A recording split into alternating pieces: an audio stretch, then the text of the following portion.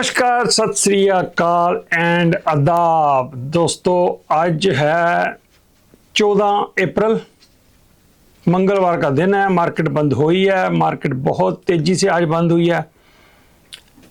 Nasdaq 450 के point के करीब ऊपर। कोई लड़ाई लुड़ाई का फर्क नहीं पड़ रहा।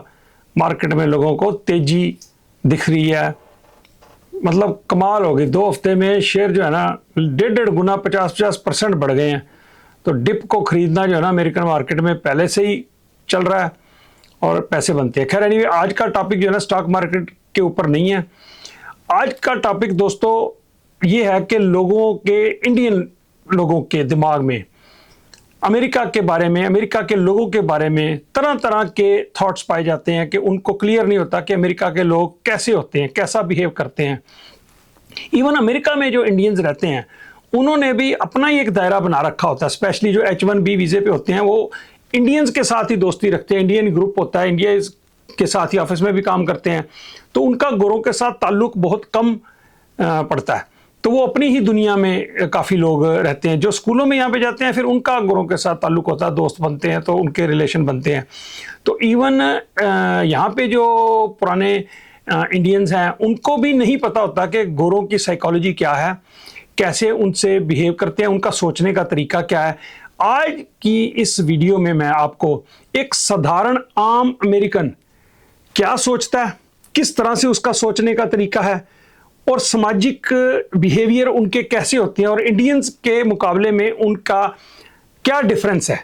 तो मैं 7-8 पॉइंट्स ऐसे बताऊंगा, बिल्कुल बेस्ड ऑन फैक्ट्स, अपने एक्सपीरियंस के हिसाब से।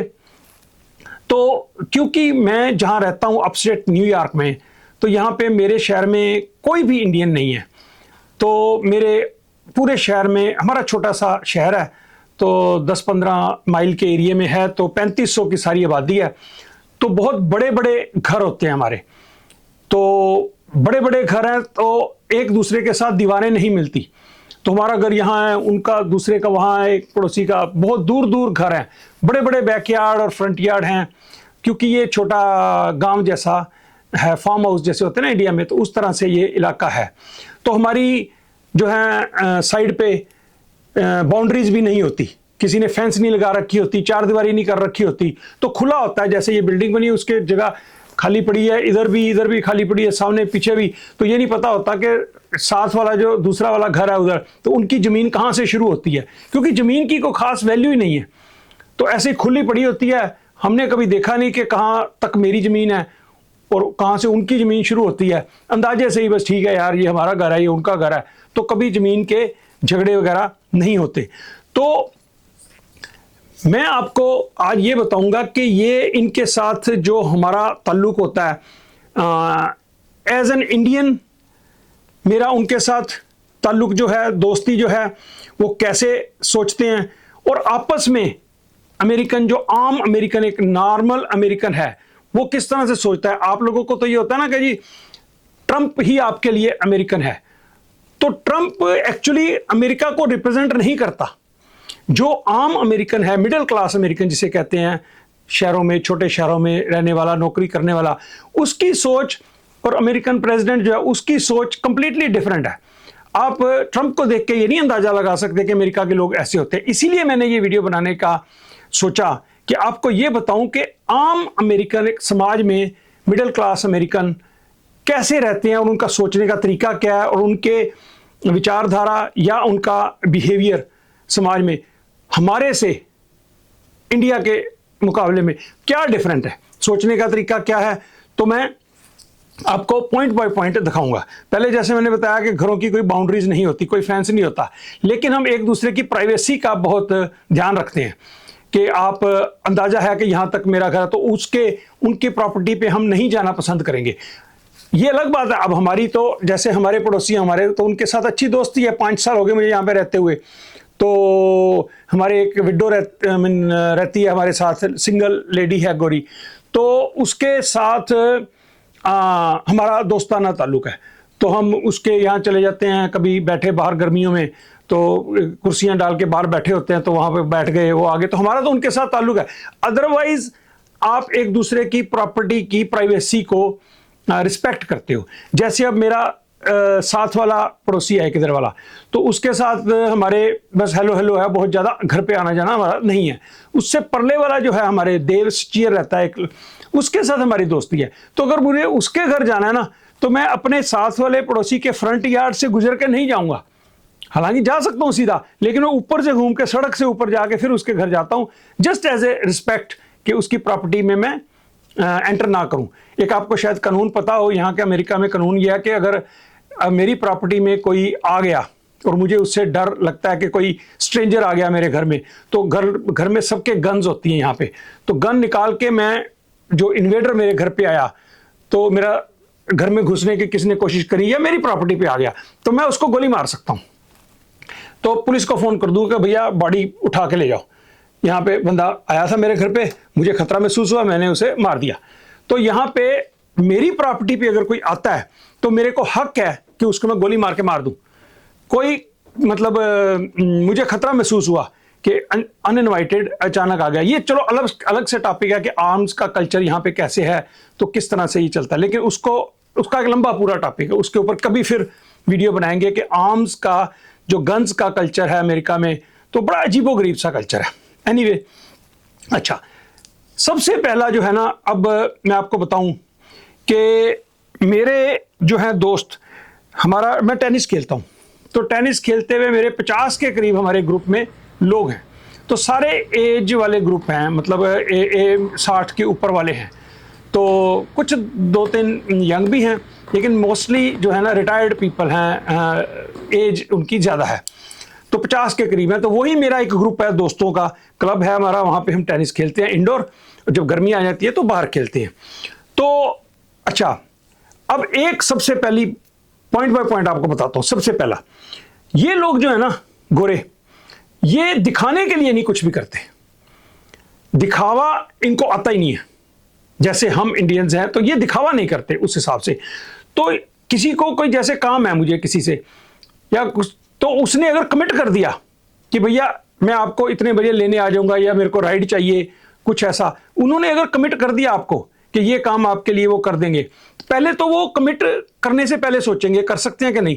कर दिया उन्होंने कमिट, तो आप 99.9 नहीं 100% ही समझो कि वो काम आपका होगा, जैसा उन्होंने कहा वैसा ही होगा, अनलेस एंड अनटिल कोई ऐसी इमरजेंसी हो जाए। तो कमिटमेंट के बहुत पक्के होते हैं ये। अगर किसी के साथ कोई कमिटमेंट इन्होंने कर दी, तो वैसे तो ना करने में ये लोग माहिर हैं। तो अगर जैसे मैंने कहा कि कोई बात पे मुझे इस चीज़ की जरूरत है, तो वो कोई कमिट नहीं करेंगे। अगर उनमें से किसी ने दोस्तों ने कमिट कर दिया कि हाँ ये मैं आपके लिए कर दूंगा, तो बस फिर भैया डन है। उसके बाद फिर आपको उसको रिमाइंड कराने की जरूरत नहीं है, उसको रिमाइंड कराने की भी जरूरत नहीं है। वो अपने आप ही उसकी जिम्मेवारी बन गई कि वो खुद से उसकी टेंशन होगी कि मुझे ये कमिट करा है तो मैंने ये काम करना है। आप भूल जाओ कि उसको मैंने कह दिया, उसको कह दिया तो बस उसकी जिम्मेवारी होगी। तो आगे चल के मैं इस बारे में और एग्जांपल भी दूंगा। तो जो कह दिया सो कह दिया। अच्छा, आपस में हम फाइनेंसेस के बारे में बात नहीं करते।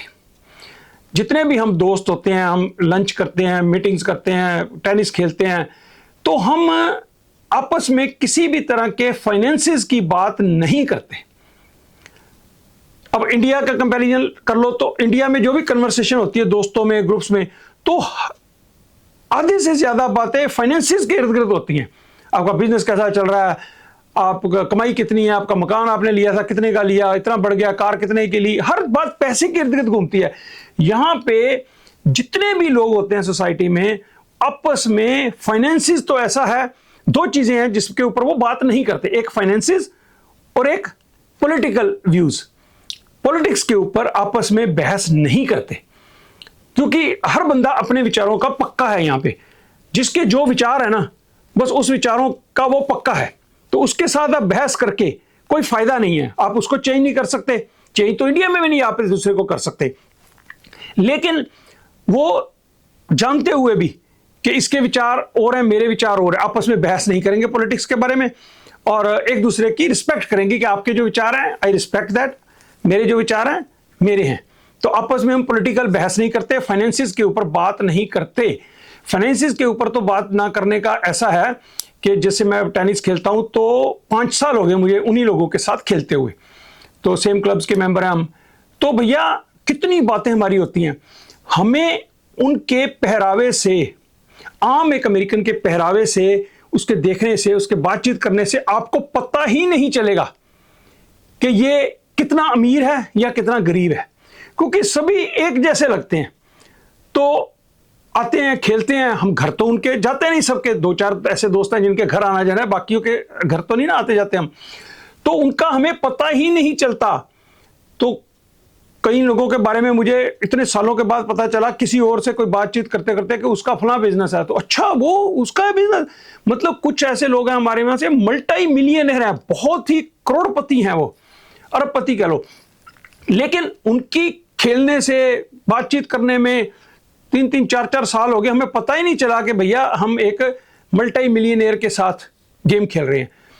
इंडिया में किसी बंदे को आप मिलते हो, उसके पहरावे से, उसकी बातचीत से, उसको देखने से आप 2 मिनट में अंदाजा लगा लो कि ये अमीर आदमी है या करोड़पति है या ये गरीब आदमी है। उसके बात करने के तरीके से आपको मिनट में पता चल जाता है, या उसके दिखावा करने से, या जैसे भी आप अंदाजा लगा लो, कभी आपको गलतफहमी नहीं होगी इंडिया में इस तरह की। लेकिन यहां पे तो भैया बिल्कुल नहीं पता चलता आपको कि कोई अमीर है, कोई गरीब है, कोई कैसा है, तो सब एक जैसे होते हैं। लंच करने जाते हैं हम, हमारी मीटिंग होती है हर महीने अपने ग्रुप की, 15-20 लोग आ जाते हैं, 10-15-20 कई दफ़ा, तो मंथली, तो अलग अलग ग्रुप्स की अलग अलग मीटिंग है, तो हमारी लंच होती है, तो उसमें सब अपने अपने पैसे देते हैं। तो किसी के साथ कोई भी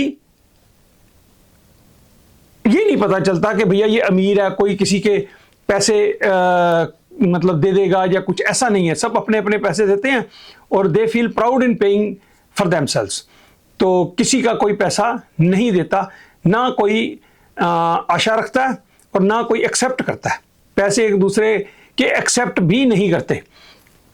तो पैसे ना एक्सेप्ट करने की बात अभी बताऊं आपको मैं, तो अभी हम लंच पे गए रिसेंटली, तो एक तो मैंने लंच पे इनवाइट किया सबको, तो स्टॉक मार्केट में अच्छा मेरा चला, तो मैंने सोचा चलो एक गैदरिंग करते हैं, एक्स्ट्रा मैंने गैदरिंग करी, सबको इनवाइट किया कि रेस्टोरेंट में, तो लोग आए, तो 8-9 लोग थे, तो मैंने पे कर दिया। तो दूसरी बार फिर एक दफ़ा हम कहीं गए, तो फिर लंच हुआ, तो वहाँ भी मैंने पे करने की कोशिश की, कोशिश किया, मैं पे कर दिया। तो उन्होंने कहा हमारे यहाँ तो लड़ाई हो जाती है ना आपस में, नहीं मैं क्यों करूँगा, तू क्यों करेगा, मैं क्यों करूँगा, आपस में। वहाँ पे एक बार कहते नहीं I can pay, no no it's okay I am paying, बस बात खत्म, उस पर बहस लड़ाई नहीं। तो फिर मेरे को एक दोस्त है जॉन डिबान, उसकी मैं अभी आपको बताता हूँ उसकी हिस्ट्री और उसका बिहेवियर कैसा है वो। तो उसने मुझे कहा, मेरा बड़े भाइयों जैसा है जॉन डिबान, तो 75 साल की उसकी उम्र है, तो उसने मुझे कहा कि भैया आप 2 बार आपने पैसे दे दिए, तो आप ये गलती मत करो। तो मैंने कहा क्या हुआ? तो हमें होता है कि हमने उनके लिए पैसे दे दिए तो अच्छा किया काम हमने, है ना, हम उनकी रिस्पेक्ट हुई। वो कहता है नो। तो मुझे भी 25 साल हो गए यहाँ पे रहते हुए, ये साइकोलॉजी मुझे नहीं पता थी, उसने मुझे समझाई। कहता कि पीपल वांट टू पे फॉर देमसेल्व्स, अपना खुद का पैसा वो देना पसंद करते हैं। अगर तू इस तरह से पैसे 2 बार तूने दे दिए हैं, तो तेरे अगली बार लंच पे बुलाने पर ना वो आएंगे नहीं वो लोग, क्योंकि नोबडी वांट्स कि कोई और उसका पैसा दे, एवरीबडी वांट्स टू पे फॉर देमसेल्व्स। तो अपना पैसा खुद वो देना पसंद करते हैं, वो अच्छा नहीं महसूस करते। तो मैं हैरान हुआ, मैं कहा रियली? कहता हाँ, अगर तू आगे ऐसा करता रहेगा तो अगली बार वो लंच पे आपके साथ जाएंगे नहीं रेस्टोरेंट में। तो मैंने सोचा, ध्यान हुआ, अच्छा जी ऐसा भी होता है। तो मैंने कहा I'm सॉरी आगे से। तो हम ये सोचते थे कि हमने किसी के पैसे दे दिए। अब इंडिया में किसी के आप पैसे दे दो तो आपको लगता है आपने अच्छा काम किया, तो यहाँ पे ये एक बुरा काम समझा जाता है कि आप पैसे क्यों दे रहे हो। कभी कभार हो गया, लेकिन ऐसे अगर लगातार आप दोगे तो वो बुरा मना जाते हैं, फिर वो प्रेशर फील करते हैं, दे डोंट फील गुड। तो ये चलो अलग से बात हुई। अच्छा, अब टेनिस खेलने की बात ले लो जी। तो टेनिस हम जब खेलते हैं तो हमारा एक बंदे का वॉलंटियर होता है, अलग अलग ग्रुप हैं 3-4 बने हुए, मंडे को, कोई वेडनेसडे को, फ्राइडे को, अलग अलग तरह के ग्रुप्स बने हुए। तो उनमें जो लोग खेलना चाहते हैं वो ईमेल आ जाती है कि ये लोग खेल कौन से दिन में, वेडनेसडे को कौन कौन खेलना चाहता है। डबल्स खेलते हैं हम लोग, 4 आदमी डबल्स खेलते हैं। तो फिर एक बंदा वॉलंटियर करता है, वो स्केड्यूल बना देता है। वो भैया 6 महीने का स्केड्यूल बन जाता है हमारा, 6 महीने का, अगले 6 महीने का स्केड्यूल बन जाता है कि एवरी वेडनेसडे टाइम फिक्स है, वेडनेसडे को 10 o'clock in the morning, Monday को हम शाम को 6 बजे खेलते हैं, 6 बजे। तो वो स्केड्यूल बना देता है कि इस बंदे ने उसके साथ खेलना है, ये पार्टनर होगा इसका, 2 ये 2 वो, court number 1, court number 2, court number 3, 3 courts हैं हमारी क्लब में। तो एक कोर्ट पे ये 4 लोग खेलेंगे, ये पार्टनर होगा, दूसरा तीसरा, वो सबको वो उसकी कॉपी ईमेल आ जाती है, उसको प्रिंट करके हम अपना दीवार पे लगा लेते हैं, अभी ये हमारी गेम्स है। तो भैया 6 महीने तक जो स्केड्यूल बन गया, बस एक बार उन्होंने ईमेल कर दिया, डन हो गया। उसके बाद 6 महीने भाई साहब, अब जैसे अब मैंने अगस्त में किसी के साथ खेलना है, शाम को 4-6 बजे मैंने अगस्त में फला डेट को, मंडे को, फला मेरा पार्टनर होगा, फला फला 2 बंदों के साथ खेलना है। तो उस दौरान अगर मैं अवेलेबल नहीं हूं, अपनी अवेलेबिलिटी बता देते हैं हम कि ये महीने में अवेलेबल हूं, मेरा स्केड्यूल मत बनाना, ये महीना में अवेलेबल हूं, मेरा बना देना। इस तरह से वो पहले पूछ लेते हैं कौन कौन सी डेटों में आप अवेलेबल नहीं है। तो जिसका ट्रैवलिंग प्लान है उस हिसाब से बता देता है कि मेरा जनवरी में मत बनाना, फरवरी में मत बनाना, तो मैं नहीं अवेलेबल हूँ, इस डेट से इस डेट तक नहीं अवेलेबल हूँ। तो जो बनाने वाला है स्केड्यूल वो फिर देख लेता है, उनको एडजस्ट कर लेता है। तो अगर मैं अगस्त में खेलना है किसी के साथ, तो आज अप्रैल के बाद अगस्त तक मैं उसको ना मिलूं, उसके साथ मेरा कोई रास्ता ना हो, मेरे पार्टनर्स जो बाकी के 3 हैं, तब भी कोई चक्कर नहीं है। अगस्त की 24 तारीख को मंडे को शाम को 6 बजे खेलना है, तो 6 बजे वहां पे वो चारों लोग जिनका स्केड्यूल आपस में वो वहां पे पहुंचेंगे खेलने के लिए। मतलब उस दौरान ये नहीं कि जैसे इंडिया में होता है वो फिर आ रहा है ना कल, वो आएगा ना, ओ यार मेरा अच्छा, मतलब कंफर्म ही नहीं होता, कोई प्रोग्राम पक्का बनता ही नहीं है। कल का नहीं प्रोग्राम पक्का बन पाता, वहां 6 महीने की बात ही छोड़ो। वहां तो हवाई जहाज की टिकटें जो लेनी होती वो 1-2 दिन 4 दिन पहले लेते हैं। हमारे यहाँ तो साल पहले प्रोग्राम बन जाते हैं कि टिकटें बुक करा दी, ये प्लान, सब प्लान पहले से तय होते हैं, सिस्टमेटिकली ऑर्गेनाइज यहाँ पे लाइफ है। हम भी ऐसे ही हैं। तो मुझे बड़ा अच्छा लगा कि कमिटमेंट जो हो गई, एक बार ईमेल उन्होंने सबको कर दिया कि ये स्केड्यूल हमने ओके कर दिया, उसके बाद बस बात खत्म है, कोई लड़ाई नहीं, कोई झगड़ा नहीं, भी वो आएगा उसके। अच्छा, अगर मैं उस दिन मुझे कोई काम पड़ गया, किसी को भी कोई काम पड़ गया, तो जैसे मुझे कोई काम पड़ गया, जैसे अभी मेरी सर्जरी हुई, तो मैंने फिर जिन दिनों में स्केड्यूल मेरा था गेम, तो मुझे अपना जो है अपनी जगह रिप्लेसमेंट ढूंढनी है, क्योंकि 50-60 लोग हैं हमारे खेलने वाले, उनमें से कोई बंदा उस दिन नहीं खेल रहा, उसको कॉन्टैक्ट करूंगा कि भैया तू मेरी जगह फलां दिन खेल लेगा, तो कहेगा हाँ जी मैं खेल लूंगा। तो अगर वो खेल लेगा तो फिर मैं उसको बताता हूं कि फलाने डेट को, फिर बाकी तीनों को मैं इन्फॉर्म करता हूं कि ये बंदा मेरी जगह खेलने आएगा। तो मैंने अरेंज करना है अपना सब्स्टिट्यूट। अगर मैं अरेंज ना कर पाया तो फिर मैं लास्ट रिसोर्ट है कि खड़ा हाथ कर दूंगा, भैया आप मेरे से नहीं होता, बंदा अरेंज हुआ तो कोई गोली थोड़ी चल जाए, मुझे जेल में थोड़ी डाल देंगे। लेकिन हर बंदा पूरी जी जान से कोशिश करता है कि अपना रिप्लेसमेंट ढूंढ के अपनी जगह दे के जाए कि उनकी गेम ना खराब बाकी तीनों की। ठीक हो गया। अच्छा, मुझे खेलते हुए यहां इनके साथ 5 साल हो गए। तो भैया अच्छा, हम जब खेलते हैं टेनिस तो बॉल, रूल्स होते हैं, रूल के साथ ही चलते हैं हम, पूरा कंप्लीटली रूल्स। तो रूल ये होता है कि जैसे हमने बॉल इधर से मारी शॉट, उसकी तरफ गिरी सामने वाले की जगह, तो सामने वाले की लाइन के बाहर गिरी या अंदर गिरी, उनकी कॉल है ये। उन्होंने कह देना है कि आउट या इन, उनकी कॉल है। तो कई दफा गेम चल रही होती है तो हम वहां पे देख लेते हैं कि बॉल अंदर गिरी है, तो उन्होंने लाइन पे गिरी है। कई बार फास्ट गेम होती है, पता नहीं चलता, कंप्यूटर थोड़ी लगा होता है, तो वो उसको गलत कॉल भी दे देते हैं, भाई ये बाहर है जी, ये अंदर है जी। कोई आदमी डिसऑनेस्ट नहीं करता कोई, बिल्कुल किसी लाइन कॉल के लिए हमारी कभी लड़ाई नहीं हुई। हम कई बार देख भी लेते हैं उससे गलत कॉल होगी, लेकिन ह्यूमन एरर है, उसने जान के नहीं की। इसी तरह से हमारी तरफ जो बॉल आती है, तो अगर अंदर है तो हम कह देंगे भी ओके गुड है, अंदर है, तो बाहर है तो बाहर कह देंगे। हमने बाहर कह दी तो चाहे अंदर भी होगी, उन्होंने देख भी लिया तो बोलेंगे नहीं वो।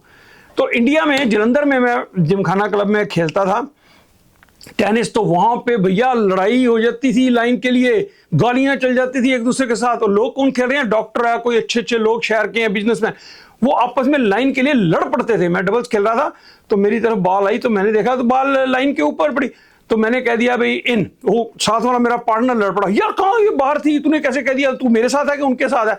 मैंने कहा भैया I saw it online, good थी। तो मतलब ईमानदारी तो है ही नहीं ना इंडिया में गेम में, तो मतलब बेईमानी, तो आपस में ट्रस्ट ही नहीं है एक दूसरे को, वो लड़ पड़ते। मैंने देखा वो बॉल अंदर थी। वो हमारे यहाँ 5 साल में एक भी बार किसी के साथ कोई झगड़ा नहीं हुआ कि बॉल अंदर थी या बाहर थी। तो that is a big difference in psychology या सोशल बिहेवियर यहाँ पे और वहाँ के लोगों के लिए। अच्छा जी, तो जैसे मैंने बोला कि फाइनेंसिस की बात नहीं पूछते, लेकिन जैसे मैं इंडिया जाता हूँ 2 महीने 3 महीने के लिए, जब मैं वापस आऊँगा तो सब लोग इकट्ठे होकर, जैसे तीनों कोर्ट्स में खेल रहे हैं, एक बार खेलने से पहले आके, आप इंडिया गए थे, कैसा रहा आपका टूर, अच्छा तो आपके मम्मी पापा कैसे हैं, उनको पता है मेरे पेरेंट्स इंडिया में रहते हैं, उनसे मिला, उनकी सेहत कैसी है, पूरा आपकी फैमिली का हाल चाल पूछेंगे। क्रिसमस हो उसके बाद पूछे आपकी क्रिसमस कैसी थी, आपके बच्चे आए थे कैसे, मतलब पर्सनल आप एक दूसरे से पूछेंगे। फाइनेंसिस की बात नहीं, लेकिन आपके परिवार के बारे में, आपके फाइनेंसिस के बारे में, अगर आप बीमार हो, किसी की सर्जरी है, किसी को कुछ है, इतना एक दूसरे का ध्यान रखते हैं, पूछते हैं, कोई हद नहीं। अच्छा, फैमिली वैल्यूज़ की बात अगर आ जाए तो हम लोग इंडिया में ये सोचते हैं कि अमेरिकन लोगों में, गोरों में बच्चों को घर से निकाल देते हैं 18 साल का होते हुए, तो आपस में इनके कोई खून का रिश्ता नहीं है, खून सफ़ेद होता है इनका। ऐसा बिल्कुल नहीं है। जो रियल अमेरिकन है ना, यहाँ के गोरे, तो उनकी फैमिली वैल्यूज़, मैं ईमानदारी से बताऊं तो हमारी इंडियन वैल्यूज़ से भी ज़्यादा है। हम दिखावे के लिए रिश्ते कई बार रखते हैं, दुनिया को दिखाने के लिए कि माँ बाप को रखा हुआ हमने, ओल्ड एज होम में नहीं भेजा क्योंकि दुनिया क्या कहेगी। घर में चाहे उनके साथ अच्छा बिहेव ना करें, लेकिन हम उनको ओल्ड एज होम में नहीं रखेंगे क्योंकि दुनिया की हमें इज्जत का फ़र्क है कि लोग क्या सोचेंगे। यहाँ पे इतनी फैमिली वैल्यूज़ हैं आपस में, ब्लड रिलेशन जो किसी के साथ है फैमिली, तो उसको कहते हैं दिस इज माई फैमिली, उनका बिल्कुल क्लियर है, ये दोस्त हैं, ये फैमिली है। तो फैमिली इज अबव एवरीथिंग। बहुत फैमिली के साथ इनका कभी प्रॉपर्टी का झगड़ा नहीं देखोगे आप, रेयरली, कभी तो मैं ऐसे नहीं कहूँगा, कभी मतलब रेयरली किसी का झगड़ा होगा फाइनेंसिस के लिए, पैसे अपने अपने, कोई क्लियर, सब चीज़ें क्लियर होती है ना। अच्छा, अब मैं आपको बात बताता हूँ कि दोस्ती इनकी कितनी ट्रस्टवर्दी होती है। पहले मैं एक बात करूंगा, जॉन डिबान एक मेरा दोस्त है, 75 साल की उम्र है उसकी, ठीक है जी। ये वही है जिसने मुझे कहा था कि पैसे लोगों के आप मत दिया करो। तो वो भाई साहब, हमारा क्या हुआ कि मेरी वाइफ का 1 महीना पहले स्लिप हो गई, स्नो थी पड़ी हुई, तो उससे स्लिप हो गई, उसकी राइट हैंड या रिस्ट टूट गई। तो वो टूट गई तो उसको प्लास्टर, हफ्ते बाद 10 दिन के बाद मेरा हर्निए का सर्जरी फिक्स थी। सबको पता था क्योंकि मैंने उनको बोल दिया था कि मेरी सर्जरी है, इसलिए मैं फलां डेट को नहीं खेल पाऊंगा। तो अपने सब्स्टिट्यूट मैंने दिए थे अपनी जगह। तो हम वहाँ पे बात हो रही, अच्छा आपकी सर्जरी है तो कैसे जाओगे। मेरी वाइफ तो ड्राइव नहीं कर सकती थी, तो मुझे पूछा अभी कैसे आप हॉस्पिटल जाओगे सर्जरी के लिए। तो मैंने कहा भाई देख रहा हूँ, ऊबर कर लूँगा। तो जॉन डिबान ने कहा कि आई विल टेक यू, मैं आपको लेके जाऊँगा हॉस्पिटल। तो उसने कह दिया, तो मैं कहा आर यू श्योर, यस, ऐसे बोल देते हैं, are you sure, oh yes. तो उस दिन उसकी कोई कमिटमेंट भी थी, उसको भी कैंसिल कर, खैर एनीवे उस बंदे ने सुबह टाइम दिया था, 1 बजे का प्रश्न था, भाई ठीक है मैं 1:15 आपके घर पहुंच जाऊंगा। तो 1:15 मेरे घर वो आया, 2-2:30 बजे उन्होंने बुलाया था हॉस्पिटल में। तो एनीवे घर पे अपनी कार लेके आया, टाइम से पहले उसने फ़ोन कर दिया कि कितने बजे मैं आ रहा हूँ, चल पड़ा हूँ। घर से आया, मेरे को और मेरी वाइफ को दोनों को लिया। उसने पानी की बॉटल्स एक बैग में लेके रखी हुई हैं, साथ में स्नैक्स रखे हुए हैं मेरी वाइफ के लिए, क्योंकि मेरी वाइफ के प्लास्टर लगा हुआ था। तो हॉस्पिटल में मैंने कहा तू छोड़ के हमें चला जा, तो 6-7 घंटे लगेंगे मेरा ऑपरेशन करते, एनेस्थीसिया होगा, उसके बाद छुट्टी मिलने 7 घंटे लग जाएंगे। उसने कहा नहीं कोई, वो 2 बुक्स घर से लेके आया था, वो वहाँ पे वेटिंग हॉल में 7 घंटे भाई साहब वो बैठा रहा। मेरी वाइफ भी उसके साथ कई बार बैठे, कभी ऑपरेशन थिएटर अंदर आ जाती थी, कभी उसका।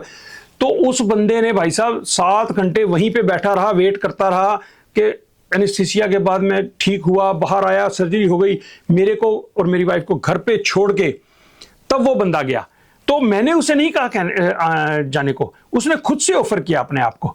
और जैसे बड़ा भाई होता है, हर चीज़ का ध्यान, अच्छा आप ऐसे करोगे सर्जरी ऐसे हो जाएगी, उसको एक्सपीरियंस था पुराने लोग। तो उसने सारी चीज़ें मेरे से, इतना बाईगार्ड जैसे अपने भाई तो कहना ही तो मतलब क्या कहूँ, अच्छा दोस्त जैसे होता है ना, वो साबित हुआ। तो उस भाई साहब, उस बंदे ने दिल जीत लिया। तो एनीवे ये होता है जॉन डिबान, वो खुद 75 साल का है। उसकी अब सुन लो क्या एक आम नागरिक कैसे होता है यहाँ। भाई साहब वो 3 दिन टेनिस खेलता है, वो 2 दिन वो जिम जाता है हफ्ते में, 2 दिन वो योगा करता है, और 1 दिन वो हफ्ते में उसने वॉलंटियर कर रखा है कि जो बुजुर्ग होते हैं ना लोग, जिनको हॉस्पिटल में ले जाने के लिए कोई नहीं साधन होता, उनके बच्चे नहीं ले जा सकते, तो ये वो अपनी कार लेके, इसने एक ऑर्गेनाइजेशन है उसमें अपना साइन अप किया हुआ है, हफ्ते में 1 दिन ये किसी मरीजों को लेके हॉस्पिटल जाता है, उनको लेके घर आता है, अपनी जेब से पेट्रोल खर्च करके हफ्ते में 1 दिन वो वॉलंटियर करता है, और सब दोस्तों के लिए हमेशा रेडी रहता है। तो ये इसकी कमिटमेंट है। Physically he is very good, तो बहुत ही प्यारा इंसान है। तो ये हुआ एक बंदा जॉन डिमान। अब मैं जो पर्सनल एक्सपीरियंसेस के बारे में बता रहा हूँ, तो एक हमारा, अब जैसे बताया कि हमारा साथ वाला घर है, उसके एक अगला घर है, डेव सचियर उसका नाम है। तो वो एक गोरा आदमी है, वो भी 75 साल के आसपास उसकी उम्र है, अभी उसकी शोल्डर की सर्जरी हुई। वो ट्रंप का बहुत बड़ा सपोर्टर है, ट्रंप का बहुत बड़ा सपोर्टर। उसके साथ मैंने एक वीडियो भी बनाई हुई है अपने इस चैनल के ऊपर, रिलीजियस बातों के ऊपर कि जीसस क्राइस्ट क्या था, उसके ऊपर एक वीडियो बनाई है मैंने। एनीवे, तो भाई साहब उस बंदे के साथ मेरा ना बहुत बड़ा डिफरेंस है। वो ट्रंप का बहुत बड़ा सपोर्टर है और हम ट्रंप के, मैं और मेरी वाइफ ट्रंप के बहुत ज़्यादा स्ट्रोंग ओपोनेंट हैं, उसके विरोधी हैं। तो हम जो है ना, बिल्कुल हमारे व्यूज़ बिल्कुल ओपोजिट हैं। मतलब फेसबुक के ऊपर वो ट्रंप की बातें डालता रहता है, मैं ट्रंप को ईवल कह देता हूँ, गालियाँ दे के फेसबुक के ऊपर डालता हूँ। वो कभी वो कमेंट नहीं करता, वो देख लेता है कि भैया इसने ऐसा कहा है।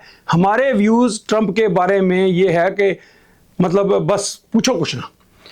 तो उसके बावजूद हमारा रिश्ता इतना बढ़िया रिश्ता है, इतनी रिस्पेक्ट है एक दूसरे के बारे में कि कोई हद नहीं। तो I respect him as a person. वो इतना हेल्पफुल है वो बंदा। तो हमें कभी एयरपोर्ट पे जाना होता है, जैसे इंडिया जाना है, तो हम उबर की बजाय वो पहले कहेगा कि मैं छोड़ के आऊँगा, हमें एयरपोर्ट पे छोड़ के आता है। लेने के लिए कई दफ़ा मैं इंडिया होता हूँ, मेरी वाइफ अकेली आती है, तो एयरपोर्ट पे जाके मेरी वाइफ को लेके आएगा, तो बड़ा हेल्पफुल। तो आज तो हद हो गई, क्योंकि मेरी वाइफ की अभी बाजू जो है पूरी तरह से नहीं चलती, कोई जोर नहीं लगा सकती। तो हमारा अभी बर्फ़ ख़त्म हुई तो गर्मियाँ थोड़ी शुरू होने लगी, तो घास बढ़ने लग जाता। सर्दियों में तो घास नहीं बढ़ता, तो हमें घास अपना मूव करना होता है, ग्रास मूविंग, फ्रंट में भी और बैक में भी। काफ़ी बड़ा फ्रंट में भी है, बैक में भी है। तो वो जो घास बड़ा हो रहा, तो मेरे सर्जरी होने के कारण जो हर्निया की है, तो मैं अभी वॉक नहीं अच्छे से कर सकता। तो अभी मेरा जख्म है, तो वाइफ मेरी नहीं घास काट सकती और वो मैं नहीं कर सकता। तो आज दोपहर की बात है, लगभग 3 बजे हुए थे, तो हमने आवाज़ आई तो मेरी वाइफ कहती वो देव, तो देव अपनी जो है वो ट्रैक्टर लेके अपने घर से, तो हमारे यहाँ फ्रंट में हमारा घास काट रहा है। $50 लेते हैं घास काटने के लिए, अगर किसी को बुलाओ कि हमारा घास काट दो। हमारे पास तो अपनी मशीनें हैं घास काटने वाली, तो हम अपने आप ही खुद ही काटते हैं। तो अब सिचुएशन ये थी कि घास बड़ा हो रहा था, कटने वाला हुआ पड़ा था। तो उस बंदे ने, भाई साहब देखो, ये पहली बार नहीं हुआ, कम से कम 10 बार पहले वो ऐसे कर चुका है। जब मैं इंडिया गया होता हूँ तो मेरी वाइफ के लिए होते, तो वो आके हमारा घास काट जाता है। तो हम अंदर आराम से बैठे टीवी देख रहे हैं, स्टॉक मार्केट चल रही है, तो देखा तो खिड़की से, तो बाहर वो बंदा घास काट रहा है हमारा। तो 75 साल का बंदा है, उसका शोल्डर का अभी सर्जरी हुई है, शोल्डर पूरी तरह से काम नहीं करता, लेकिन उसने देखा कि उसको पता है कि हमारा ऑपरेशन हुआ पड़ा, मेरा और मेरी वाइफ का भी। तो उस बंदे ने देखो, बिना कहे बिना पूछे चुप करके अपने बाहर घर के, अगर हम तो बाहर निकल के मैंने उसको हेलो कर दिया, थैंक यू कर दिया, अगर ना भी करते अंदर बैठे रहते, तो अपना पूरा घास हमारा काट के और अपने घर चला जाता। तो इस तरह से, हालांकि इतने हम एक दूसरे के दुश्मन हैं इंडिया में पॉलिटिकली, मतलब ट्रंप के चक्कर में। तो इंडिया में मेरा एक ग्रुप था व्हाट्सएप का, तो मेरे बहुत 20-20, 30-30 साल पुराने दोस्त थे। उसमें कहीं मैंने मोदी के बारे में कुछ कह दिया, गलत कह दिया, उल्ट कह, वो मोदी के सपोर्टर थे, हमारी आपस में बोलचाल तक बंद हो गई। तो ये डिफरेंस है इंडिया में पॉलिटिकल ओपोनेंट्स का आपस में, और यहाँ पे जो पॉलिटिकल ओपोनेंट्स होते हैं उनका पॉलिटिकल डिफरेंस होता है आपस में, लेकिन वो बात ही नहीं करते, पर्सनल रिलेशन अपनी जगह। तो मैं कई बार वाइफ को कहता हूँ कि यार मेरा दिल करता है मैं देव के साथ ना डिस्कस करूं, यार तू ट्रंप को क्यों सपोर्ट करता है, वो कितना गलत आदमी है, गलत हरकतें करता है, लेकिन हम नहीं बहसते। उसके अपने विचार हैं, बहुत बड़ा सपोर्टर है उसका ट्रंप का, और मैं बहुत बड़ा उसका ओपोनेंट हूं। तो हमारा, लेकिन we respect each other, we love each other. तो उसकी वाइफ भी आती है, मतलब कहने का कि ये है अमेरिकन सिस्टम, अमेरिकन वैल्यूज। तो यू सी द डिफरेंस के कितना किस तरह से डिफरेंस होता है। एक और चीज होती है कि जो पॉलिटिकल व्यूज मैंने बताया आपको स्ट्रॉन्ग होते हैं इनके, ये बदलते नहीं है अपने। जो डेमोक्रेट, 2 पार्टियां रिपब्लिकन और डेमोक्रेट, तीसरे होते हैं इंडिपेंडेंट। तो 40% के करीब डेमोक्रेट्स हैं, 40% के करीब रिपब्लिकन है, 20% जो है इंडिपेंडेंट है। वो कभी रिपब्लिकन को वोट डाल देते हैं, कभी डेमोक्रेट को वोट डाल देते हैं, तो फिर उसका प्रेसिडेंट बन जाता है। तो जो 40% डेमोक्रेट है ना, वो सारी जिंदगी डेमोक्रेट रहेंगे। जो इधर रिपब्लिकन है वो रिपब्लिकन रहेंगे। कभी आपने नहीं सुना होगा कि ट्रंप की पार्टी का, रिपब्लिकन पार्टी है ट्रंप की, तो रिपब्लिकन पार्टी का कोई बंदा माइग्रेट होके दूसरी पार्टी में चला गया हो। इंडिया में तो कभी कोई बीजेपी में था, कभी वो कांग्रेस में था, उसकी हिस्ट्री देखो, कभी वो किस पार्टी में था, कभी किस पार्टी में था, है ना। तो यहां पे जो जिस पार्टी में पैदा हुआ, एक डेमोक्रेट पैदा हो गया तो वो मरेगा भी डेमोक्रेट ही। रिपब्लिकन है तो रिपब्लिकन, वो जो ना उनके रूल्स अलग है, रिपब्लिकन के रूल्स अलग हैं, डेमोक्रेट्स की थॉट फिलॉसफी अलग है, उनके थॉट्स अलग है, उनके थॉट्स अलग है। वो प्रो बिजनेस है रिपब्लिकन, डेमोक्रेट जो है प्रो जो वर्कर्स हैं उनके थोड़ा फेवर में आते हैं, और लिबरल हैं जो डेमोक्रेट्स हैं क्योंकि वो माइग्रेशन की फेवर में है, रिपब्लिकन माइग्रेशन के अगेंस्ट। इनके रूल्स है, अबॉर्शन बड़ा इंपॉर्टेंट रोल अदा करता है। तो जो इस रूल के साथ है वो उसी रूल के साथ ही सारी जिंदगी रहेगा, डेमोक्रेट रहेगा। तो इंडिया जैसे दल बदलू सिस्टम, आया राम गया राम वाली कहानी नहीं है। तो ये कुछ डिफरेंसेस हैं, और लेकिन अब बात आती है कि वो बढ़िया या ये बढ़िया, ऐसा कुछ नहीं है। मतलब कुछ बातें हमारे वहां पे बढ़िया हैं, अच्छी हैं, हम क्योंकि इंडियन है हमारे लिए वो सूटेबल है। यहां पे कुछ बातें अच्छी हैं, लेकिन ईमानदारी, ऑनेस्टी, सच्चाई, कमिटमेंट, ये यहां पे ज्यादा है, बहुत ज्यादा है। हम वहां पे फेक, दिखावा, झूठ, ये हमारे वहां ज्यादा है। और कुछ अच्छी वैल्यूज भी हैं हमारे वहां पे इंडिया में जो यहां पे नहीं है, कहीं मिसिंग होती है। लेकिन ये मैंने बताया आपको कि आम जो अमेरिकन है उनका सोच विचार का तरीका क्या होता है। मैंने अपनी तरफ से पूरी कोशिश करी कि ईमानदारी से, सच्चाई पे, अपने एक्सपीरियंस के बेस के ऊपर आपको बताया। और ये जगह जगह से भी बदलता था। कैलिफोर्निया में माहौल अलग होगा, कैलिफोर्निया में माइग्रेंट्स ज़्यादा हैं, मैक्सिकन ज़्यादा हैं, वहाँ पे थोड़ा माहौल डिफरेंट होगा कल्चर का। तो जहाँ पे हम यहाँ रहते हैं डीप, जैसे अमेरिका कहते हैं कि रियल अमेरिका, तो छोटे शहरों में और बड़े शहरों में तो माइग्रेंट्स ज़्यादा है ना, बाहर के लोग, कोई कहीं से कोई कहीं से। लेकिन जो छोटे शहरों में हमारे यहाँ 100% यहाँ पे गोरे हैं, एक भी ब्लैक नहीं है, एक भी इंडियन नहीं है पूरे हमारे शहर में, तो सारे ही गोरे हैं। तो मुझे बहुत अच्छा लगता है, बहुत ही एक दूसरे का ध्यान रखते हैं, एक दूसरे से केयर करते हैं, है ना। तो अगर ज़रूरत हो आपको किसी पड़ोसी की, उसकी, तो नेबर का एक दर्जा है, he is my neighbour at least, मतलब नेबर एक रिश्ता है। तो जैसे होता है ना कि वो दोस्त है, वो भाई है, तो नेबर एक रिलेशनशिप है। तो हमारे नेबर जो है बड़ी रिस्पेक्टफुली एक दूसरे के साथ रहते हैं, बड़े प्यार से रहते हैं, कोई झगड़ा नहीं, कोई एक दूसरे की हेल्प के लिए। चाबियां हमारी एक दूसरे के घरों की होती हैं। अब हमारी जो पड़ोसन है तो वो चली जाती है फ्लोरिडा, सर्दियों में बर्फ़ पड़ती है ना, तो लोग यहाँ पे उसे माइग्रेटरी बर्ड कहते हैं। यहाँ पे बर्फ़ पड़ती है तो लोग, दोनों ने 2 घर ले रखे होते हैं।